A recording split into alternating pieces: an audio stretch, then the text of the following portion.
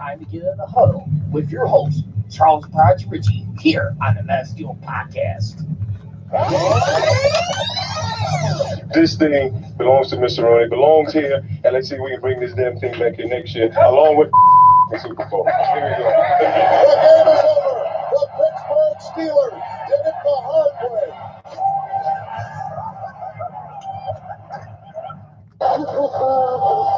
With the 10th pick in the 2018 NFL Draft, the Pittsburgh Steelers select Devin Bush, linebacker,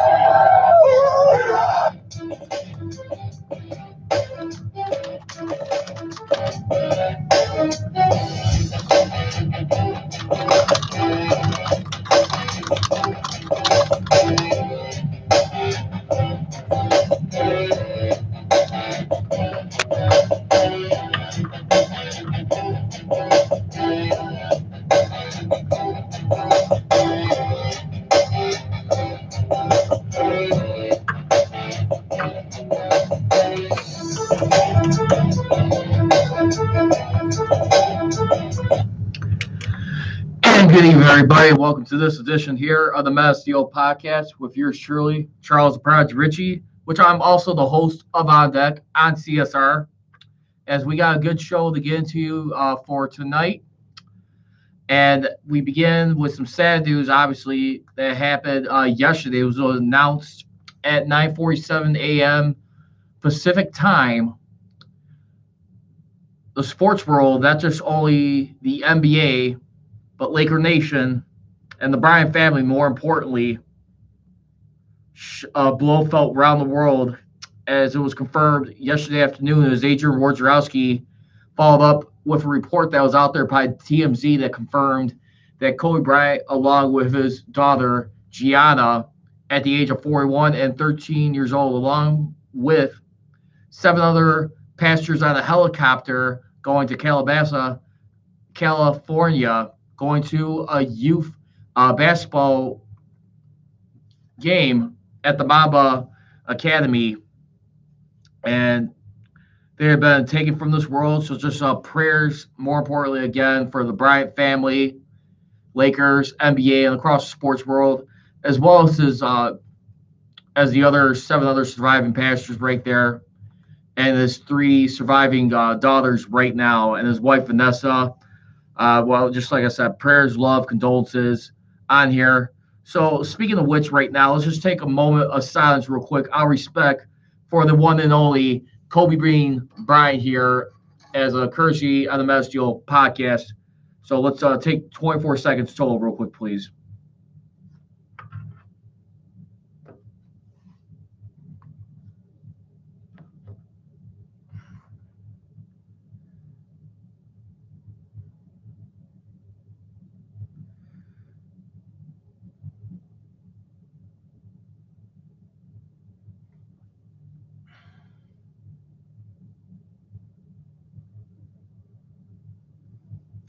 All right, and now let's get back into it. And like I said, it's definitely been like a nightmare yesterday, of course. What can you say? I mean, it's definitely been hard to shake off. I did like a little podcast yesterday, a special edition On Deck podcast, which you guys could check out on my On Deck Facebook page. And I've also got on my YouTube channel. So if you guys want to simply search for that, you can go find On Deck. It'll be me and a green wall holding a microphone. Once you click the like button, you can just search for it next time by @OnDeckCSR. That's my Facebook page right there. Make sure to check that out. I did a little special tribute to him yesterday, covering the man who was born from Philadelphia and one of the guys who, rare athletes who went from high school to the pro level. I mean, it's more frequent right now, but just show you the determination and the competitiveness he had to just not only strive. He didn't want to settle. This is a guy who hustled and always demanded out more of him and people around him. It just being good just wasn't good enough. He always had something more bigger to focus on to be great, and that's what he was all about. So make sure to check that out. I did like my little special respect right there. And as we get into it right now, Believe it or not, it is the week of the Super Bowl, despite the Steelers not being in the playoffs this year. It's going to pit the Kansas City Chiefs being the home team for the AFC, even though it's going to be on neutral field, as will be playing this Sunday at in Miami. Well, when we look at it right now, coming from the Hard Rock Stadium, as they'll be hosting the 49ers, who will be making their second attempt to go for their sixth Super Bowl title, which will try and tie the Steelers for most Super Bowls. And remember, too, I mean, historically in the Super Bowl rivalry, don't forget, the 49ers did pass the Steelers once upon a time back in 1994 when Steve Young led them. And this was post-Joe Montana Niners, even though you still had guys like Jerry Rice and some other people from that previous era under Bill Walsh's team, that dynasty. I mean, they passed it. I mean, they matched it in 1989 when they destroyed the Broncos, the largest Super Bowl deficit that they beat an opponent by differential. So largest point differential. And they'll try to have their second attempt to try to win 6. And definitely like to hear your comments throughout this as we move along here. Plus, what are the chances of Troy Polamalu? Like I said, I've been covering it like all last couple of months now since he's been a finalist for the Hall of Fame, as it was announced earlier in the month, beginning of the new year. And of course, too, I mean, when you also look at it, too, I mean, how much respect and momentum he's starting to build right now. I'm really starting to like his chances right now, possibly getting in on his first attempt. But we've seen before how guys that should have been in on their first attempt have had to wait, where it's been at different positions or whatever, what have you. The bottom line is, I mean, Troy Polamalu has been getting the respect he deserves by former opponents, such as Ray Lewis, Tom Brady. I mean, you see the list going on and on. But, I mean, Troy Polamalu, I mean, one thing a lot of guys could definitely not deny about him was that he was a guy he was unpredictable. You didn't know where to expect this guy when being on the field. And like I said, the one thing that I'll always continue to take with me when I make these arguments is that he's got the complete body of work out of everybody. Nobody's got Defensive Player of the Year, so he's already in good shape with 2 Super Bowl rings, 8 Pro Bowls, 4 All-Pros. I mean, which Ed Reed, I mean, who went in before him, retired the year earlier, has 9 Pro Bowls, 5 All-Pros. And I know Bob Pompeani, when I called it on his show, on the Bob Pompeani show on 93.7 The Fan, he stressed the importance, too, because I remember when he missed out on the NFL 100 team this past December. And I thought that was just very disappointing to not see him on that list. I think it was November. I think it was around Thanksgiving weekend, if I'm not mistaken. But you look at it, and you start – I just felt like, was that going to be an indication what they're going to think of him going into the Hall? I mean, that was a big if right there. I really wasn't too sure. I mean, when we thought about it, we'll see. But, I mean, he was that good. He was that guy. I mean, when you think about it, I mean, he was a guy who definitely could just change games. We're all aware of that. I guess just when you look at like how often, rarely safeties get in on their first try. There's only been 5 in the history of this league who've actually made it on their first attempt. And I'll get into that list in just a second here. But, yeah, I just feel like right now, I mean, that's one of the groups that hardly gets any love when you look at the all-time history of the Hall of Fame. I mean, the Hall of Fame, which right now, when we look at the Hall of Fame safety position, overall, you have in here, let's see, so we got And just bear with me here as we take a look at it.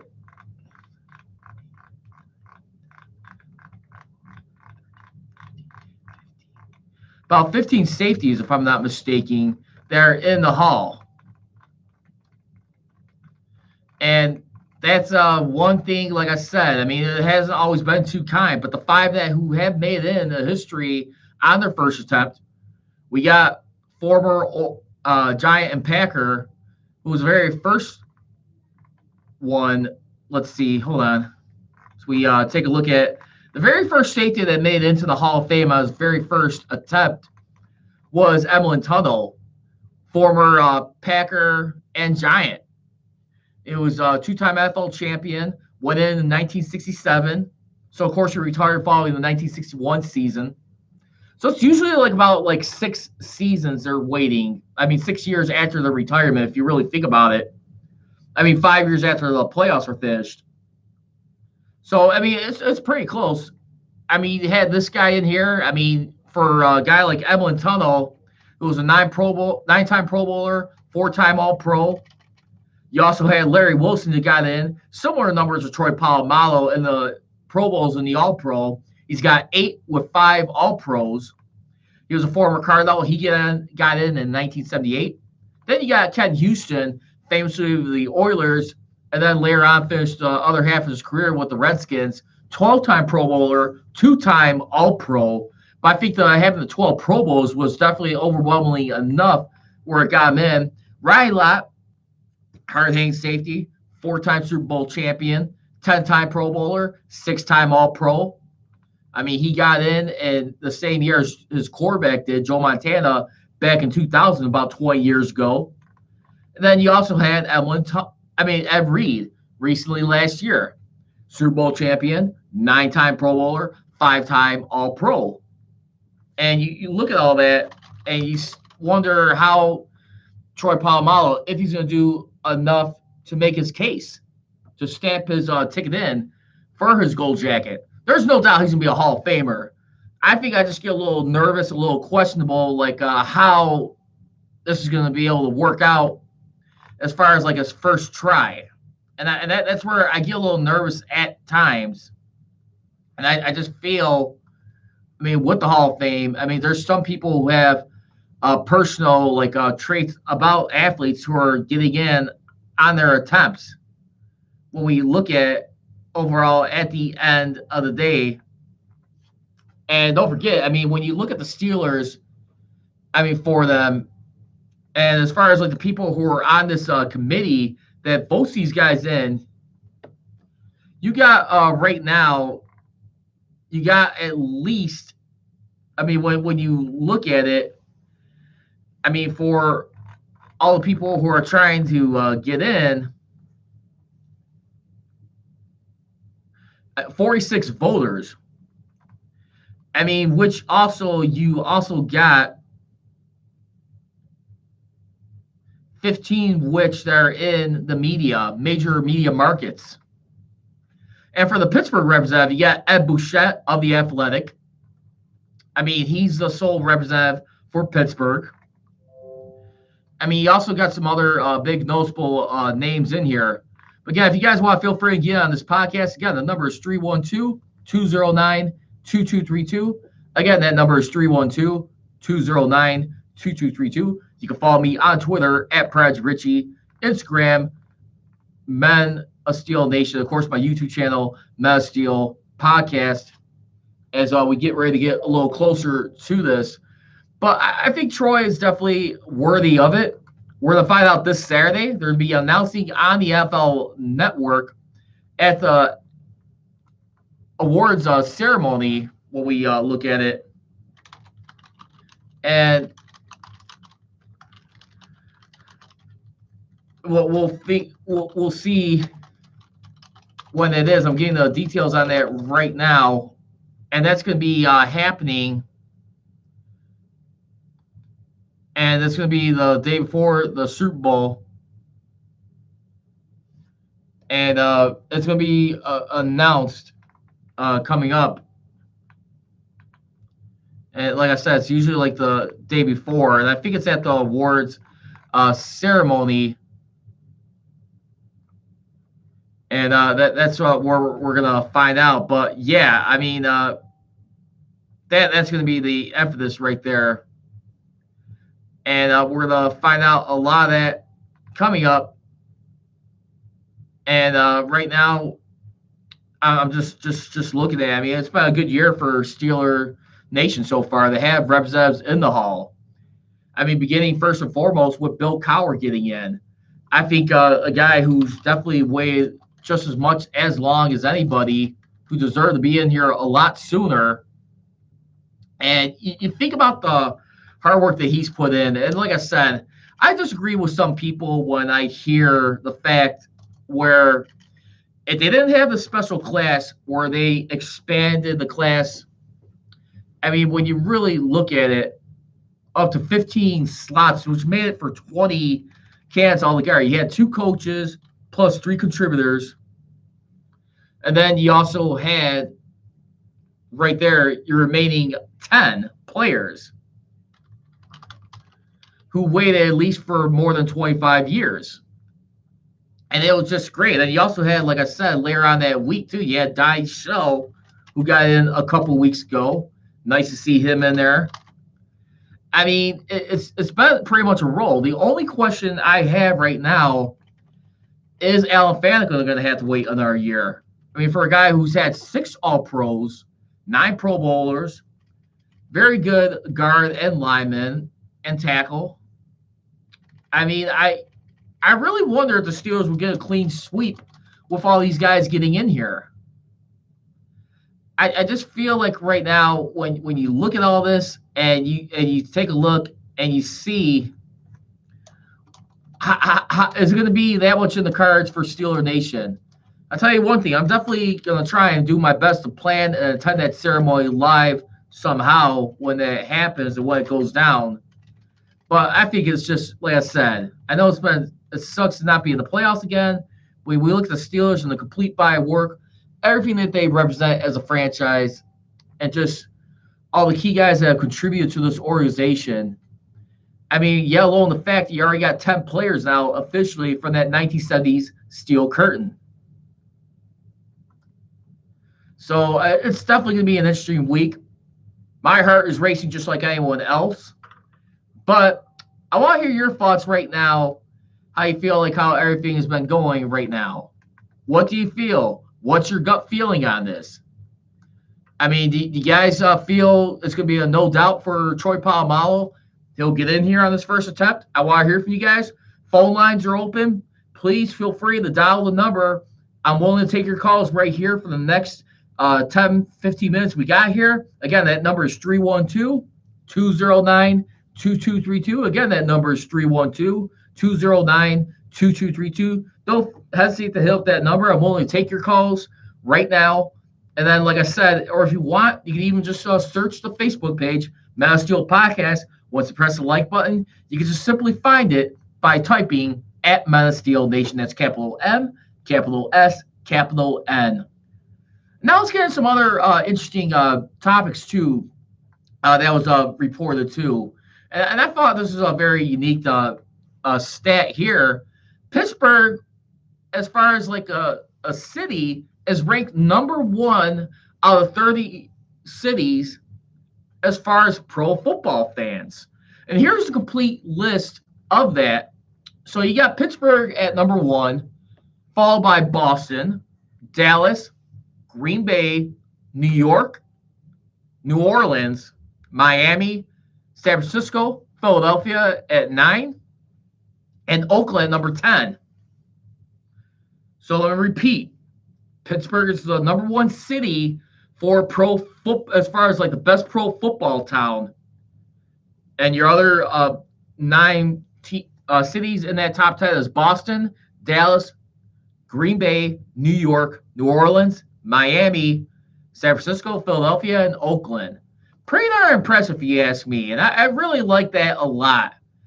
I think that's a cool thing. Like I said, I'm looking for like a lot of things to really focus on to try and like help this off season. Don't forget, we're not going to be too far away from around the corner too from the combine coming up And I believe that starts around towards end of February going into March. I was there last year. I do not plan on attending this year, but I will definitely be on top of it.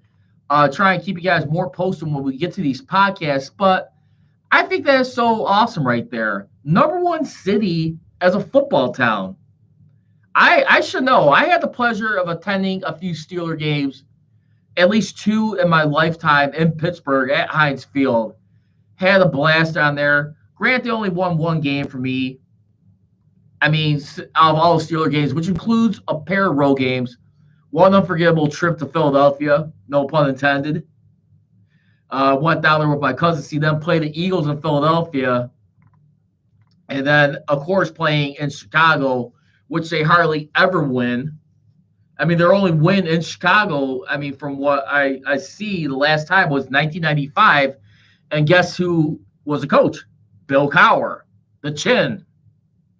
And you know what? I want to get back to Bill Cowher here for just a second. I mean, since he's already officially a Hall of Famer, I remember he was talking to Dan Patrick. I mean, not Dan Patrick, excuse me, Rich Eisen on the Rich Eisen show.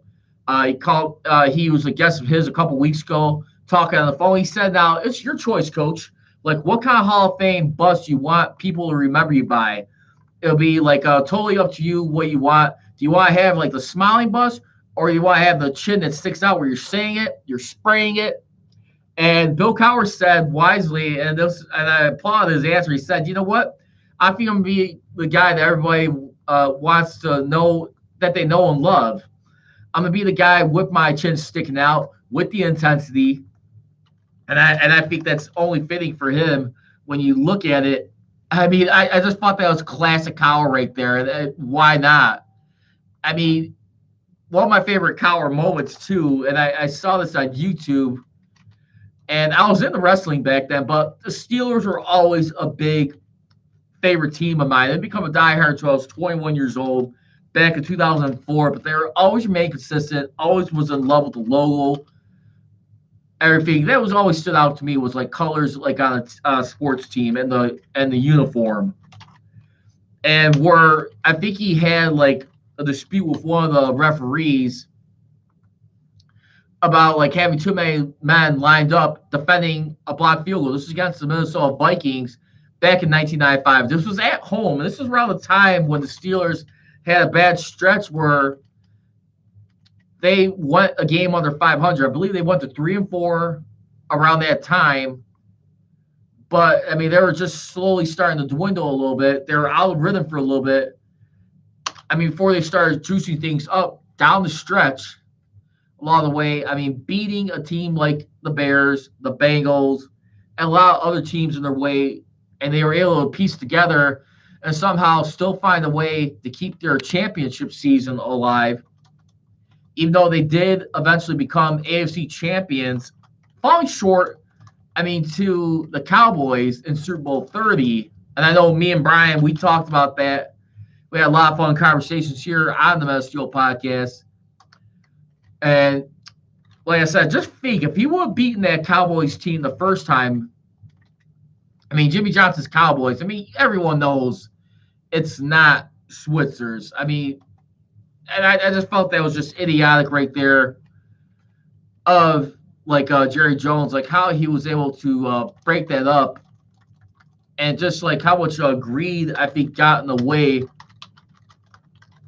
And it was just sickening. I mean, it was just a big what if, what they could have done at there. And I don't know, like, how you could mess that up, because the 90s Cowboys, if you're to ask me, in my opinion, I think the 70s Cowboys was still better under Tom Landry. I mean, Grant, they only won 2 Super Bowls. They had a losing record, I think, in the Super Bowl. I mean, they made their very first appearance in Super Bowl 5, losing to the Colts. But then they won their first one against the Dolphins. They went to 1-1. Then they went to 1-2 against the Steelers. 2-2 against the Broncos, and 2-3 against the Steelers. Had 2-3 record, yes, but I mean, when you look at the run too, I mean, when you also look at it, let's be honest here. I mean, the Cowboys had playoffs for at least like 2 decades right there. So you're looking at the complete body of work right there. And I think right there, I know the Cowboys won 3 and 4 years, but that 70s Cowboys team was still something legendary right there with Too Tall Jones, Hollywood Henderson, despite how much he trash talked Terry Bradshaw, as mean-spirited as he felt that was. But in my opinion, when you look at a foundation right there, even though it wasn't 3 Super Bowls, they still won in a tough era where defense was just as intense before it got to the 90s, before everything started getting accounted for years later, a decade later, like the sacks. I mean, once tackles combined started slowly picking up. That didn't start till like around 94, I believe, when they started acknowledging those stats. But I mean, let's think about that stuff right there. So now let's swing it back here to the Hall of Fame.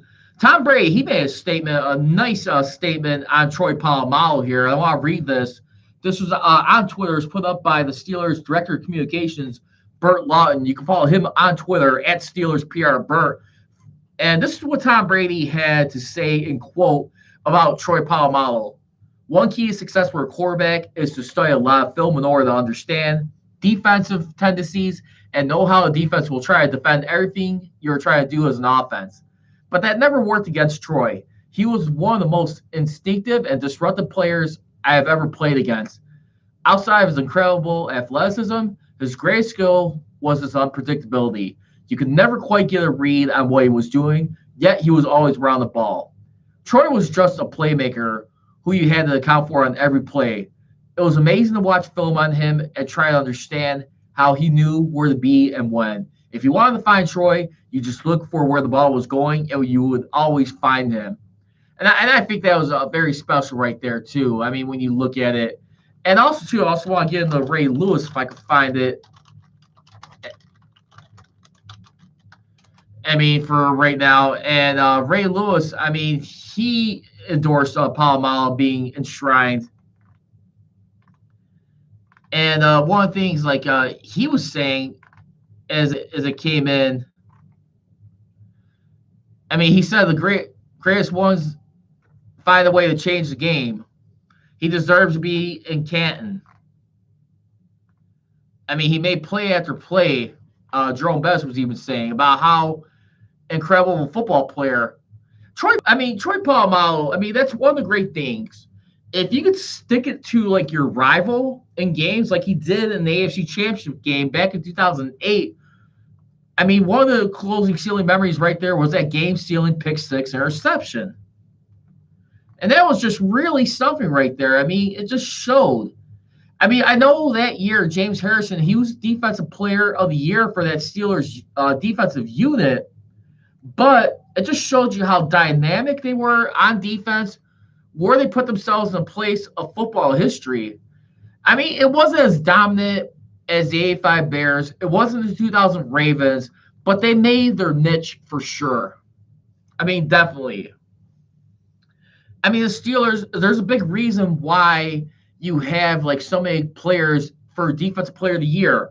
Mean Joe Green, Mel Blount, Jack Lambert, Rob Woodson, Troy Polamalu, James Harrison. 5 guys, and where they won that award a total 6 times. That is the remark of a true champion right there. And what they're able to pull off, I just think is just incredible here. It just shows you the testament how they are as a franchise and how they pride themselves on. I still think, speaking of the Super Bowl, had it not been for the Super Bowl, which caused the merger back in 1966, it didn't officially realign until 1970, where it moved on from the NFL and AFL league. Instead, it became the NFC and the AFC, which we probably know. And the AFC will try and make an attempt to tie and match the Super Bowls with the NFC. I mean, you also got to remember, too, on that, I mean, when you also look at it, you also got to discount at least about 9 Super Bowls from that. 2 by the Ravens, 1 by the Colts, and 6 by the Steelers. So I mean, you got to subtract like I said, 9 off that total as we get ready to go into like the Super Bowl history here. And I know a lot of people are hoping like the record doesn't get tied. I'm not gonna lie to you. If the 49ers do pull this off, I'm gonna be congratulations. It would suck. But at the same time, you know what? I mean, it doesn't take away from what this franchise is all about, what they've been able to contribute, as far as being one of the most recognizable teams in history. So, I mean, you look at it and you see how it ranks up there. And boy, it is definitely something here. And I just look at the all-time matchup. You got 26 total for the AFC, 27 by the NFC. So, which in actuality, it's 17 by the original AFL teams. I mean, which includes, in there, you got the Patriots, you got the Dolphins, you got the Jets, then you got the Raiders, Chiefs, Broncos. All in there. All those teams that have won the Super Bowl right there, those are your teams. So the NFC has got a total of 27 and 26 for the AFC, but in actuality, from the original AFL franchise, it'd be about 17. And that's what I love, like, studying about this game. I love the history of this game. I don't know about anyone else, but like I said, when it's aside from Steeler football, I love watching some NFL playoffs to get my mind ready. I'm a football guy at the end of the day, and I'll always be loyal and love following this team. I just football is one sport, like I said, it's a burning hole in my gut when it is over with, and that's definitely no lie right there when you really think about things and the emphasis that it puts on there. And we'll see how that works out, because right now I think some people feel like the Chiefs may be coming in there a little bit too loose, maybe a little bit too confident. We'll find out. But I know I got one guy right now. Speaking of which, AD, if you're listening, brother, I just want to wish you nothing but the best here. Good luck with this, man. And just give you support for the AFC, and hopefully you guys get the job done.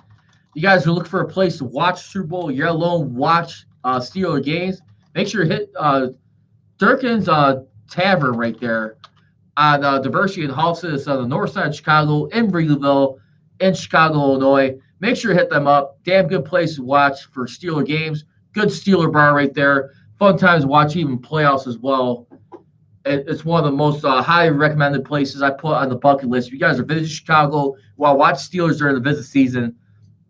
It is one of the 4 Steeler bars in the city of Chicago right there. It is the best one, if you ask me.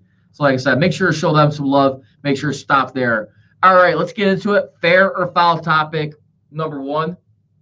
We will have the 49ers match the Steelers' record for Super Bowls. Fair or foul? I'm going to say fair, possibly. Listen, I'm picking the Chiefs to win this game, but again, one thing I'm looking about with the 49ers, they got speed on defense. They got a sick running game. I think either guy on the 49ers, when you look at their depth chart right there, and you look at like overall what they do, and I know the one guy who had, I think it was a shoulder injury, as we take a look at it, and you got in here for your running game on the offense, you had Matt Breida and then Tevin Coleman. I think Tevin Coleman is one who's hurting, but Raheem Mostert, I think it was, boy, he did a hell of a game that one against the Packers. Had the second most rushing yards in the playoffs. Eric Dickerson still holds a record with 248 yards, and that was back in 1985, where they eventually got blanked by the Chicago Bears. So I tell you what, if I'm the Niners, man, you could use any running back in that game. Keep the Chiefs thinking on defense. They did a marvelous job, I think, as far as like making adjustments. And why not? I mean, we'll see. And then fair or foul topic number 2, AFC will tie the record of Super Bowls with the NFC. I'll probably have to say fair. Like I said, listen, I'm picking the Chiefs, but I'm not going to be surprised if the Niners tie the Steelers for most Super Bowls. We'll find out. And that's going to do it for this edition of the Metal Steel Podcast. Like I said, I hope everyone had a good weekend. I know it's been hard to stomach what happened to the late Kobe Bryant. Passed away, a true icon all across sports. Kobe, we love you here. From our Steel Nation family to the Laker family, NBA. More importantly, number 1, the Bryant family, his wife Vanessa and his 3 other daughters. Prayers, love, and continued deep thoughts and condolences are with you guys. I can't even imagine the pain you guys are experiencing still, and it definitely sucks. I mean, I got a good buddy of mine, Edward. I'm not going to say his last name, but diehard Kobe fan. That was his Michael Jordan. And I was a little hesitant to break the news. I don't know about anyone else, but I was definitely hesitant about putting anything up on social media when I heard it came from TMZ at first. I had to wait and see the official announcement from Twitter. I was searching even Bleacher Report. I was Googling Bryant's name. And then it didn't finally get confirmed probably like until at least when this report came out about 2 hours later, because the crash happened about 9:47 a.m. But when I first heard the news, I was in my living room at home, and I saw a friend of mine on Facebook pull it up. I was just thinking to myself, please be fake news. Just please be fake that it's not true that he's on here, that he wasn't on that helicopter crash. But fortunately, it was, and heartbreak. I dropped my phone probably at least 3 times in my living room. I was just that hurt. And it just goes to show you, I mean, like Jennifer Garrett said too, you got to remember in life, you never knew how many opportunities you're going to have. One of the things she always promotes is move the ball. It's a book she did. She was also in the Army at one point, 200 point of her life. She's a proud friend and colleague I like to consider here on social media. And I just want to say, keep up the great work. Love your seminars. Love to have you as guests and on deck. Keep up the great work. And like I said, she was definitely used him as an example of like how we should be trying to reach our goals and what Kobe Bryant embodied in that. And I could definitely honestly say I'm 100% with her on that. So, like I said, that's going to do it for this edition of the Metal Steel Podcast. Make sure to tune in throughout the week here as we get close to the Super Bowl. I'm going to try and see if I can start digging up some stuff for the Combine, some other articles that come up. And then we'll get into on the next show, TJ Watt's chances as far as getting Defensive Player of the Year. Will he become the 6th Steeler player to get Defensive Player of the Year?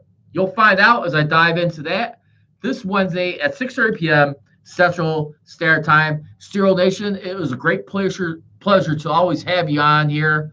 Definitely love you guys here. And I just want to say thank you very much for everybody following my page and tuning in with me on these live stream podcasts. Always do edit it down, and you guys are more than welcome to also check me out on Mixcloud at Charles J. Ritchie. And as I always leave you, don't be trolling, be rolling. Here we go, Steelers. Here we go. I gone.